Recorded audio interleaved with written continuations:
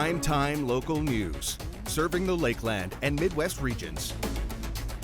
Happy Hump Day, everyone. Welcome back to Primetime Local News. Abby St. John, Josh Ryan here for news, weather, sports, and much more over the next 2 hours. Plenty of local content as we kind of wind down from the crazy cycle of the election, and a lot of stuff with our education system, including some Winston Churchill students who are putting their writing skills to the test. Yeah, it's this great program that started down in the States for adults.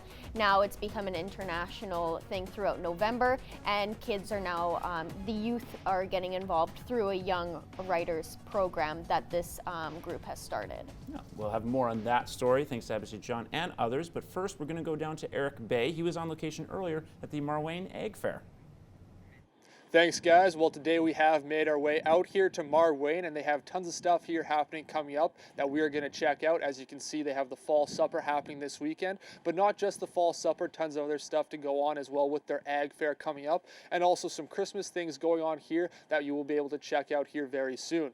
So we're going to have all that and more coming up here throughout the next couple hours of tonight's newscast, but before that, we're going to head back into the studio and take a look at your local news. The excitement for Lloydminster's 2 MPs winning extended to City Hall. Mayor Gerald Albers says he's happy to continue working with Rosemarie Falk and Shannon Stubbs in the coming months.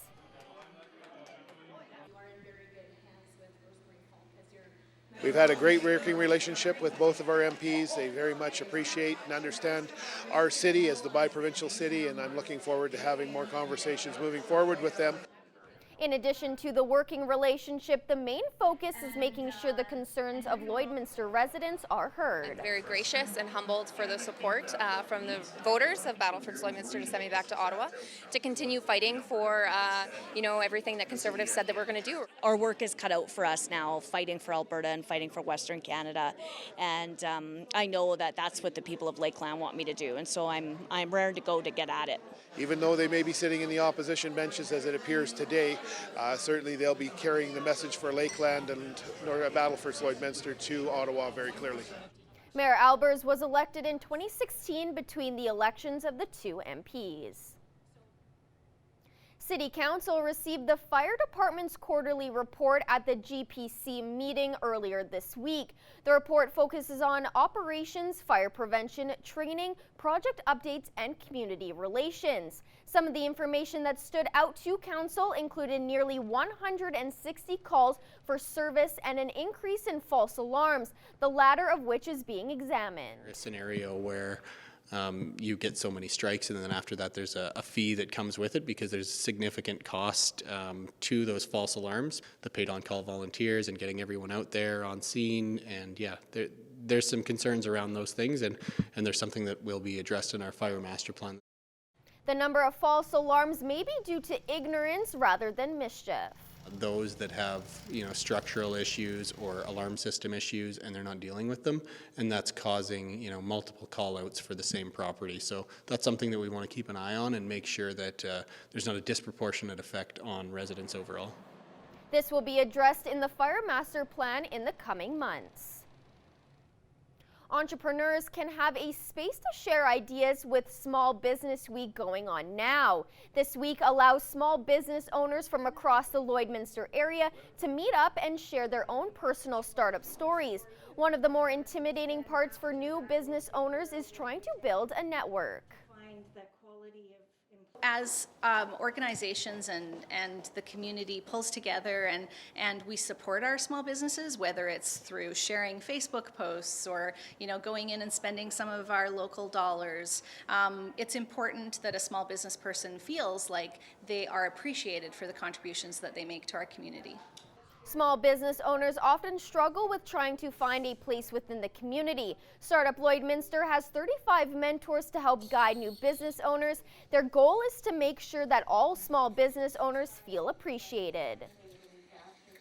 One of the things that we do find with entrepreneurs is they get their business plan to a certain stage, but then without support, sometimes they are afraid to just get it launched.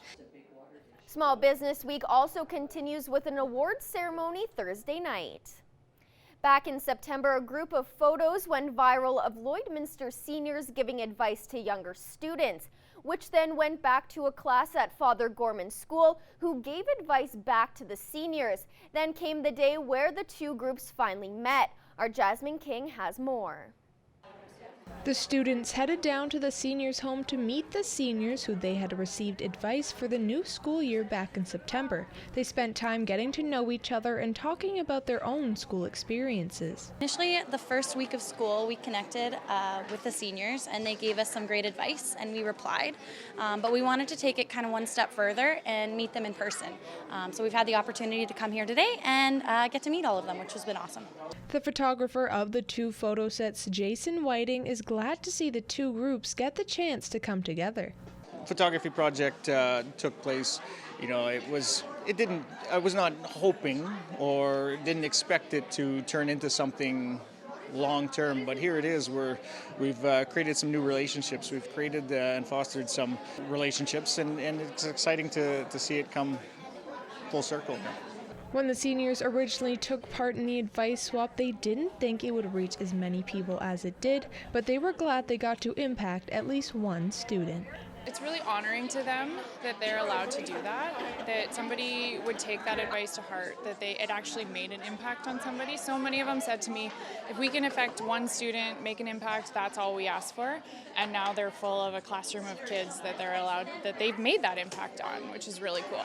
For one resident of the seniors' home, being able to see the students there brings back memories of when his wife used to teach. Interesting here to have the students come here and have entertainment with them, and breaks up our monotony. Well, not monotonous here, but something different anyway.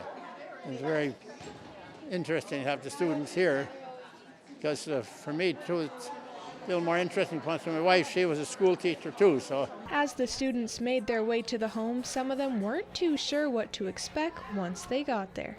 I didn't know what it would be like. They were super nervous to come over here, which I thought was kind of cute and funny. But as soon as they got here and they started reading their poems and asking them questions, and we broke the cards out, it's been awesome to just kind of sit back and listen to the dialogue and the conversations they've been able to have with each other. It's been awesome to see as a teacher. While the students were at the home, they got to read poems to the seniors, which they got inspiration from the advice they had originally received. Jasmine King, Primetime Local News. Now we're going to Eric Bay, who was on location today. We are back out here today in Marwayne, and today we are taking a look at their fall supper and ag fair that will be coming up this weekend as we do start to enter that fall supper season. And Elaine Kent joins me now. So first off, can you tell us a little bit about what is happening here at your guys' fair? Sure. Well, this Sunday, October 27th, come on out from between 5 and 7 for a beautiful turkey supper. You get homemade pie and all the trimmings and everything that goes with it. And then in conjunction with that, we do our ag fair. So when you come in, we can do some wine testing. Our locals do preserves, and there's some homemade wine. That's a popular one. Pickles, jams. So you do a People's Choice Award, take a treat, and try it and drop in your favorite. Sounds good. And now, how many people actually do come out and check this out? Obviously, you have a ton of stuff going on here, local community. Do you guys get a fairly good reception here every year? Several hundred. I don't even know my total, but probably 3 or more, usually. And it's been increasing, so. Oh, very good. And how important are events like this here in the community, making sure people do get together and kind of sharing what Marwayne does have to offer? Very. Well, it gets everybody together annually. And then with the weather, we're feeling a little bit of sympathy for our farmers. So we're hoping we'll have a great big crowd and everybody can come out and have fun. All right, thank you for this, and we are going to have some more from back here again, continuing with the Marwayne Ag Fair and Fall Supper happening here this weekend. But before that, we're going to head back into the studio. Thanks very much. Watches and warnings clear once again today despite plenty of rainfall coming down. At this point, we have no alerts as to the conditions of the highway on either the Alberta or Saskatchewan side, or a chance of further snow coming down in the area in the coming days. We do have a warm-up expected, so that maybe dispels some of the potential hazards, but do keep an eye out for Environment Canada as you head into the later portion of the weekend. Current conditions, you're sitting at 1 degree in the border city, plenty of cloud cover. Again, as always, we're not going to see sunlight at least least until tomorrow. 19 degrees in 1998 is your record high, while minus 15 is your record low. That was indeed a very cool October evening. Northwest winds have picked up a little bit, more than we were expecting this throughout this afternoon, but they shouldn't get more extreme than, say, 18 or 19 kilometers. Satellite and radar showing again plenty of cloud cover in the region, though it has dissipated a little bit from earlier, especially in the Bonnyville area. A few other current temperatures: Cold Lake sitting at 2 degrees, Meadow Lake +3 as well, North Battleford at 2, Isle La Crosse at 3, Provost at 2, and Edmonton, they're still enjoying a little bit of sunlight at 6 degrees, Saskatoon not so much, cloudy, and 3 degrees in that city in Saskatchewan. -2 by 8 a.m. should be the start of your school day forecast. 0 degrees by recess, and then up to 2 degrees by lunch.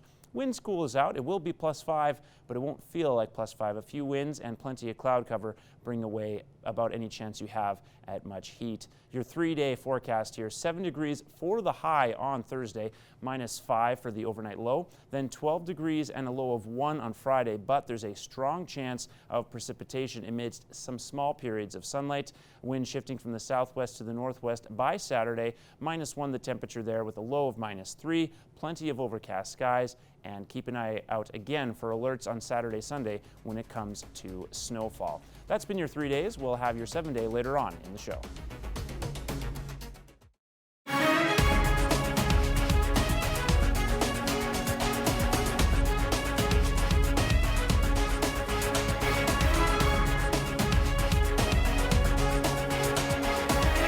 Prime time local news, serving the Lakeland and Midwest regions.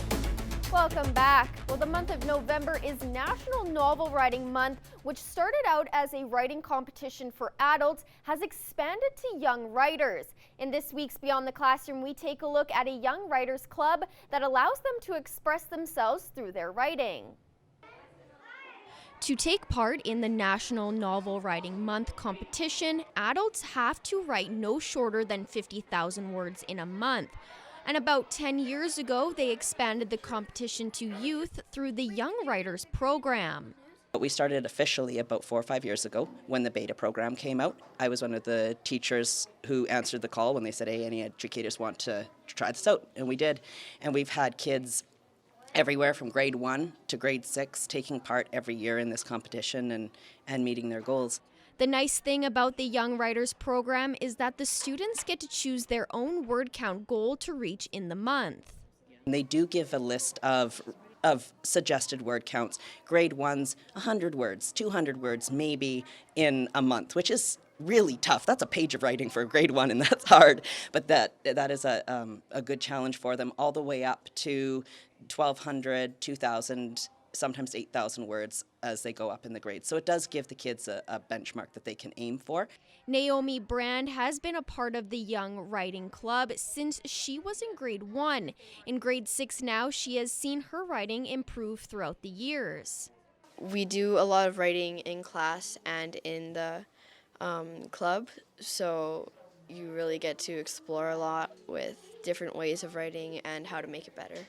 Being in this program, students get to discover a love for writing. I love how creative you can be, and you can create your own worlds, and you can just write your own books. It's just a really good way to get creative and learn new things to get better at writing. I like it because, well, you just get to write, and it doesn't matter if you don't do it the same as your booklet. You still get to write a story. I like writing because it's just fun.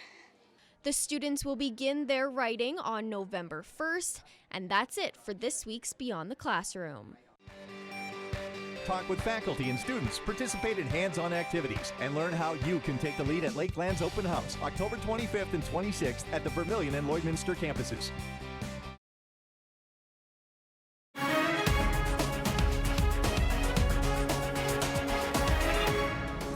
Welcome back. Well, the Canadian Federation of Agriculture is calling on the new Trudeau government to make farm issues a priority. President Mary Robinson says regardless of political ideology, all MPs should appreciate that the agriculture sector is a key driver of economic growth. She says there are many issues that require swift and thoughtful political oversight. They include trade disruptions in key markets, business risk management tools, and climate change mitigation and adaptation. Robinson says the Federation also wants the new government to come up with a comprehensive labor program for agriculture and agri-food. Through its members, the Federation says it represents nearly 200,000 Canadian farmers and farm families. And now we're going to take a look at your egg prices.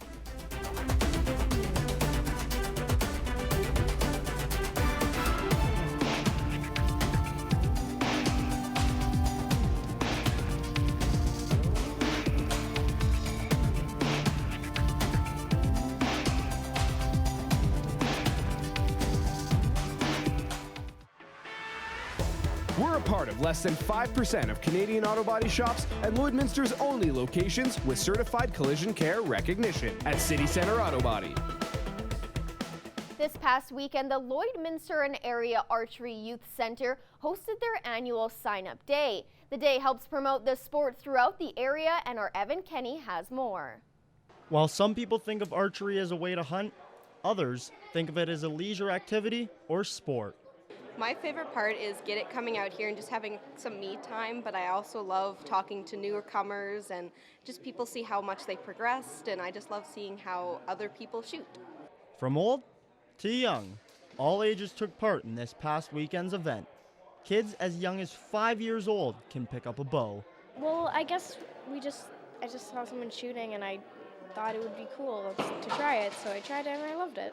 And Maya's love for the sport even got her dad, Garth Cobb, involved with the program. Well, it's definitely the kids are the future of any sport, right? So the kids are here, and it's nice to get these kids signed up, progress, watch them, and they're the future archers. Archery as a sport has been around for over a century now.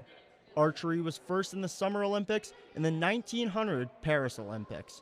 It would remain in until a 52-year stoppage in 1920. In 1976, just a few short years after the return, Canada had their best finish, ending 5th in the women's singles event. It's certainly growing here lately. I know we have more and more emphasis on it, and our executive's pretty proactive here in the Lloydminster, and growing and making more opportunities for archery, and no, it's growing. It's certainly growing.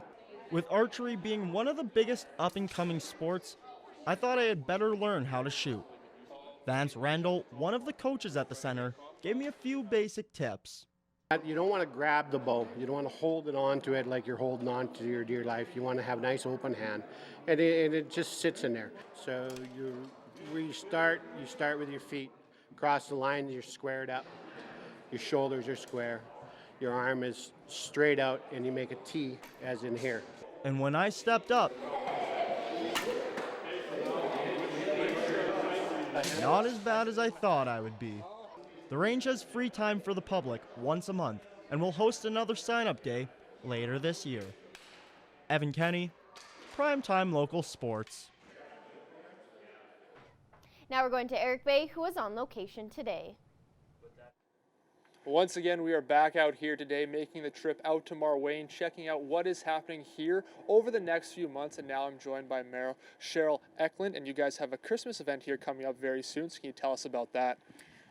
Under the Ag Society umbrella, we host many events, and one of the other events that we have going this year is our Light Up Marwayne. It's been an annual event. It's been ongoing for probably the last 6 or 7 years.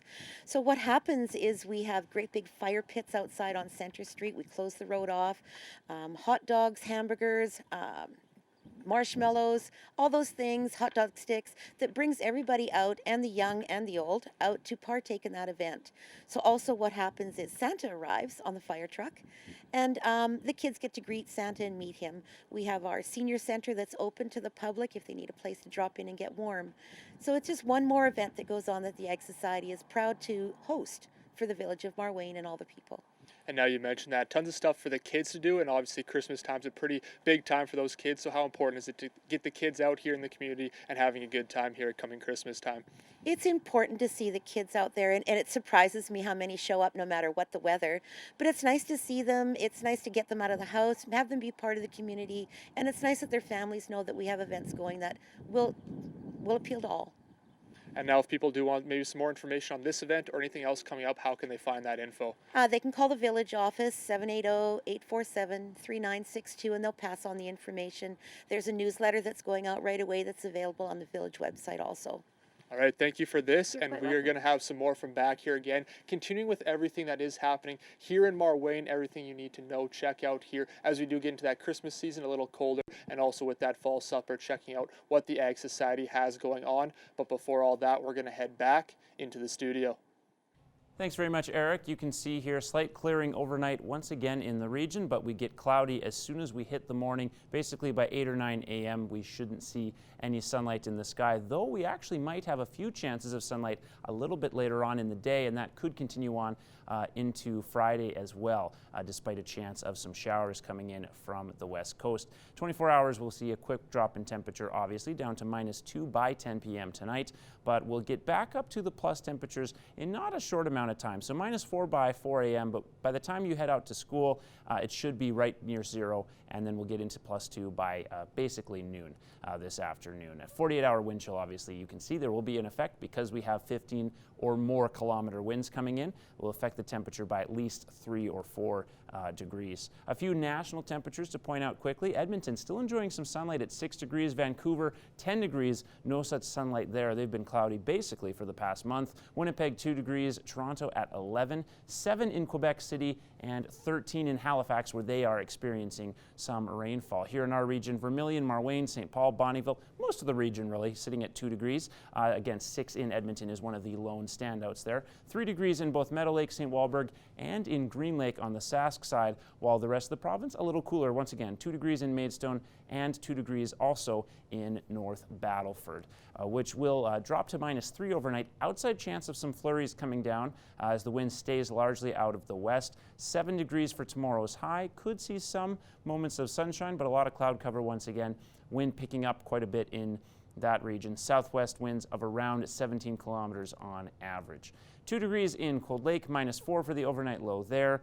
And as the wind shifts to the southwest, it should remain a little bit more constant. 7 degrees also expected to be the high in that region, and there should be similar formations in terms of cloud cover.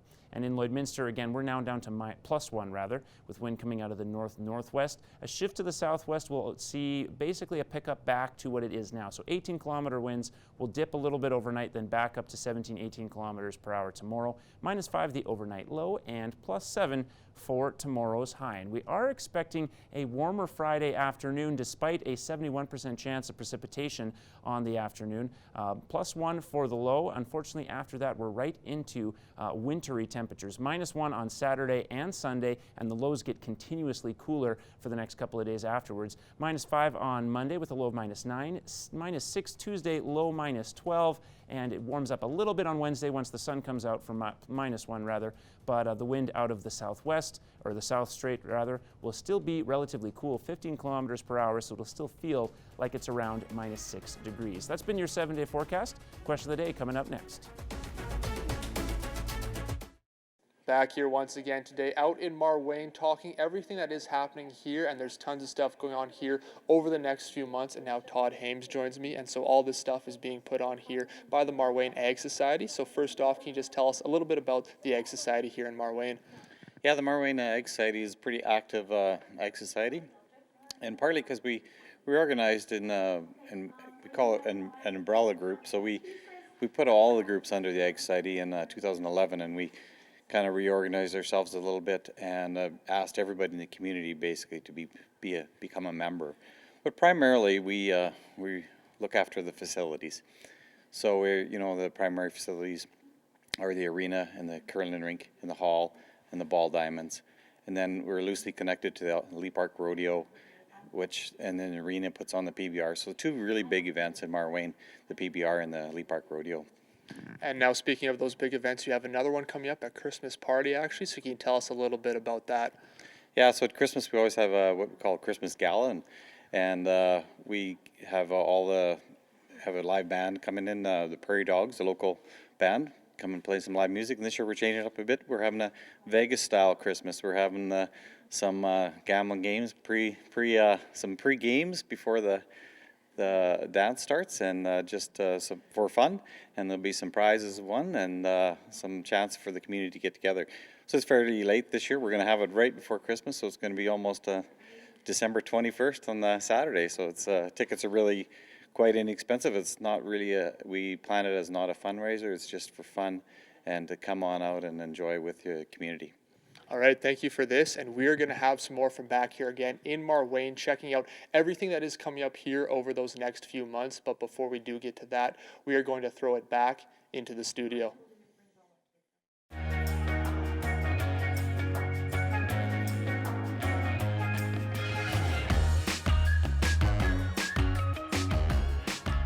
Our question of the day today concerning the Hong Kong protests. So because the extradition bill that sparked everything was in fact withdrawn, does that mean the story will die down? The general consensus seems to be probably not, considering they're now protesting police brutality, which there is some video evidence of, and also the Chinese government seems to be taking other kinds of action that are a little suspicious to people in Hong Kong. Yeah, I would definitely not say that this is going to go away. I think it's gone way too deep and way too far. That these protesters, they demand serious change with the police brutality. Everyone that was arrested throughout the entire protest, so it's run so deep that just getting rid of the bill that caused it all isn't going to solve anything, and then saying that they were going to replace the president that they have now with an interim, it's very sketchy almost. And so no, I do not think that any of these protests are going to die down simply because they got rid of the bill that started it all. Yeah, and as you said, as you alluded to with the interim leader, when China's already looks as though they're interfering with another state, this would kind of confirm that. Yes, 100%, because it's almost saying, we don't like who your leader is, so we are going to bring in someone we approve of to take over. That's going to cause a whole lot more struggles. It's going to cause a lot more protests, and it's just not going to solve anything. Yeah. And obviously it's making its way across social media continuously. If you guys want to chime in, remember Facebook, Twitter, and Instagram, you can always chime in on Question of the Day. Now let's move on to our Pet of the Day, and we'll start off with a cute pup named Philly. Looks like a happy boy. Love the name. Super cute. Followed up by Jesse, who's a little dubious of the camera. Yes, doesn't look as happy, but still very cute. Next up, we have a trio of Batman fans. Getting ready for Halloween. Very adorable. I love how they're all matching. And Goldie, that's a really interesting action shot, actually. Yeah, it's a beautiful photo, I must say. Very adorable dog, and I love the name. And we'll end with Maggie. An adorable little puppy playing in the leaves. Very cute. And next up here, remember, you need the name of the pick or the name of the pet rather, and the pick to win a shot at a free gift card. We want to see your pets. Send photos of your pet and their name to our Facebook, Twitter, or Instagram to have them featured on Pet of the Day. Your name will be entered into a weekly draw for a gift certificate from the Pet Pad.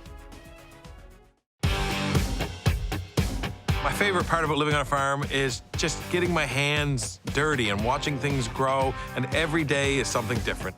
Well, we're talking to Pierre Patel, President and CEO of Crop Life Canada, who's also behind the documentary web series Real Farm Lives. Welcome to the show, Pierre. Thank you very much. My pleasure to be here. Awesome. Let's talk a little bit about the actual show. It's a web series that's happening. It's in its second season. What is Real Farm Lives all about?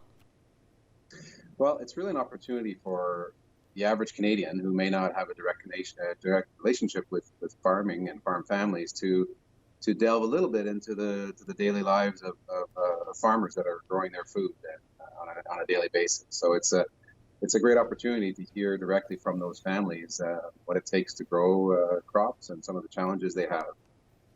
And so these are families from Alberta and Nova Scotia for the second season. But what was the first season all about in terms of where it landed? Yeah.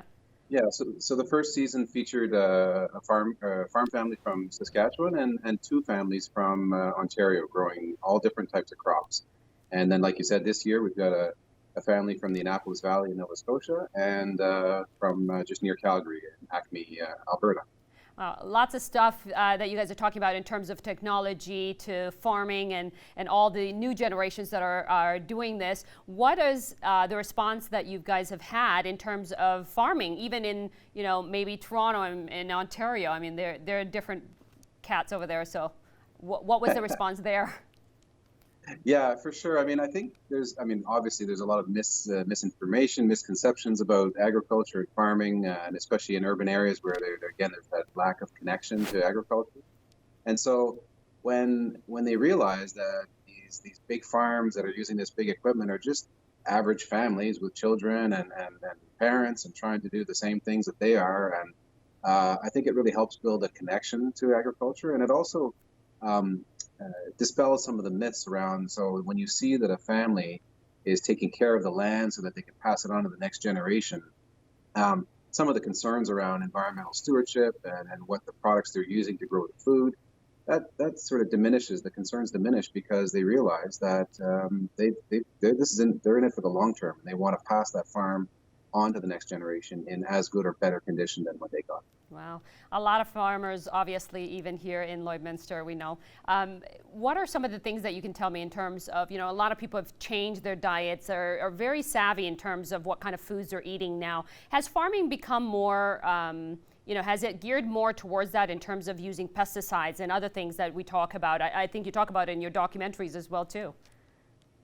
Well, I think one of the misconceptions is around when and why farmers are using these tools, whether it's GMO technology or pesticides. And I think what some of the families that are using these technologies really convey is that this has allowed them to actually change their environmental footprint on their farm. And so instead of thinking about these technologies as sort of a negative thing, when you listen to it from the perspective of the grower and what it's meant for their farm, their ability to stop tilling that soil or turning the soil and releasing all that carbon, all the erosion problems we had with topsoil many years ago, and the ability to now capture that carbon and things that urban people are focused on, like climate change, when they realize that agriculture is actually a solution and that some of the tools that they're using are helping them achieve those goals, I think it really helps to put things in perspective, and then hopefully alleviate some of the concerns or questions they have around why are they using some of these technologies like pesticides. Oh, definitely. I think there's a lot of knowledge in your documentaries, and it's really neat to see it. And I get to learn a little bit as well too. And I know that you've had a lot of the different people that are featured in the shows. It's been such a pleasure to work with these families, and I'm privileged to have been able to meet with the Sawyers during our launch events last week and sit down with her and her whole family. Just tremendous people, and I think it was interesting to hear from them thanking us, because they're proud to talk about their farm and they're willing to do it. I think all we did is just give them a platform to reach a lot more people, and linking those two groups is what we're very proud of. Awesome. Where can we catch the documentary? Yeah, so from any device, realfarmlives.ca, and it's all very consumable format, so you can share it, you can post it on your Facebook account, and make sure that all your friends and family have a look at them. Awesome, Pierre. Great documentary. I've seen some of it, and thank you so much for joining us again.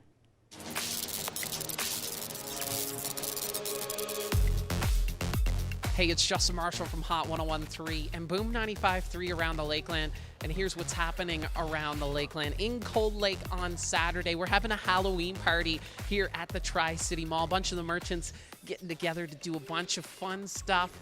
And joining me now is one of those merchants, Bob Mattice. Bob, what's going on this weekend? Well, this weekend is our over 20th year Halloween party.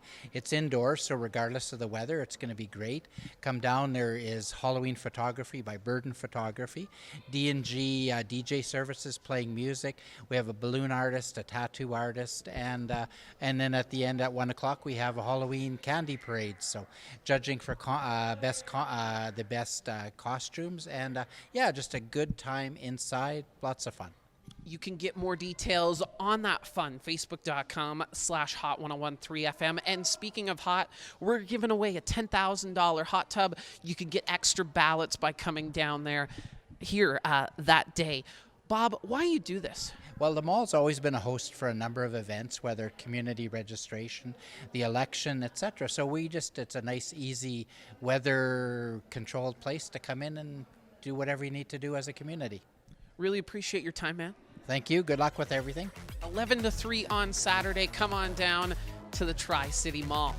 And if you have an event you would like to feature on what's happening, shoot me an email, jmarshall@stingray.com.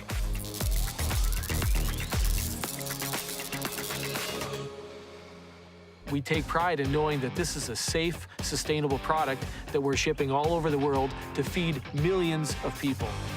It's been my whole life from beginning to end. And well, we're here with one of the family members from the documentary series, Real Farm Lives. Sarah Sawyer and her husband, Matt, were our fourth-generation farmers from Acme, Alberta. Welcome. Hi, thanks, Judy, for having me. Awesome. Let's talk a little bit about this series. It's a web series, obviously, a documentary, and your family was featured in one of these. We're season 2, and our family is episode 1 and 2. Okay. Tell me a little bit about how you got involved in doing the documentary and why you decided that it's good to kind of feature your family as well as farm life in general for the Canadian public. Well, we were approached by 2 different organizations that we are involved with who said, hey, they're looking for a new family. We think you guys would be a great fit. And our family's fairly passionate about promoting Canadian agriculture and sharing our story. So we were on board right away. What's interesting about you is your whole family is into it in terms of fourth generation, obviously, farmers. Tell us a little bit about how you got involved, the whole family. What does that mean to have the whole family involved when it comes to farming?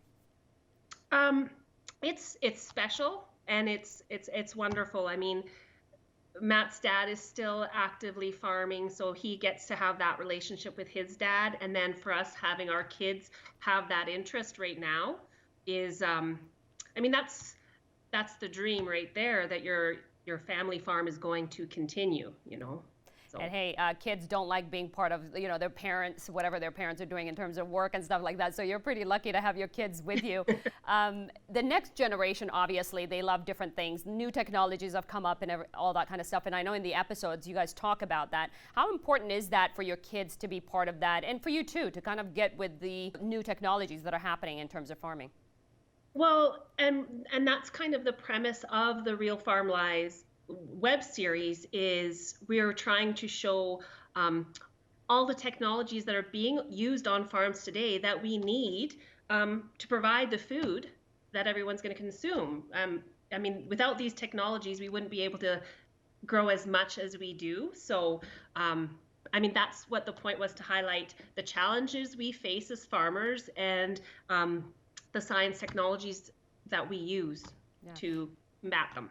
It's incredible to watch that. As I'm not a farmer, but I'm sure a lot of people are being entertained, are being educated in terms of understanding farm life. What are some of the things you can tell us in terms of the challenges of being a farmer? I mean, it's not an easy thing, obviously. It isn't. Well, I can tell you what the challenge is right now. We've not had a great weather season. We were in the middle of harvest, so you know, since the summer, we had a wet summer, and now we dealt with 2 dumps of snow. Today, I think, is the first day our tires are rolling to combine in well over a month. So there's the weather challenge. There's, you know, there's issues with, you know, pests and things that you have to, you know, deal with as well. So those are kind of the typical. There's stress on the farm. There's weather you have to deal with, and there's, you know, trying to keep your plants healthy and happy to grow. For sure, and there's other things I'm sure are you tuning into your shows as well too, watching your whole family? How excited are they being on the series? Yeah, I can admit to watching it more than once. Mostly the kids episode. I think that's just the mom in me.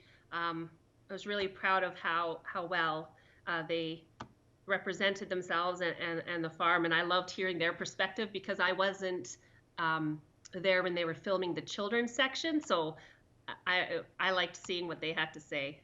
Well, we're running out of time, but such a pleasure talking to you. And obviously, the series is on its 2nd season, and we're excited to watch it on the web and check you out some more, your family, and the things that you guys do as farmers. Well, that's wonderful. Yeah, I hope more people head to realfarmlives.ca and watch it. And learn something. That was the point of the series, is we wanted to connect with the Canadian audience, and answer some of their questions on what it takes to farm. Awesome, and we are learning a lot. So thank you so much for sharing your life stories. Thank you. Have a great day. You too.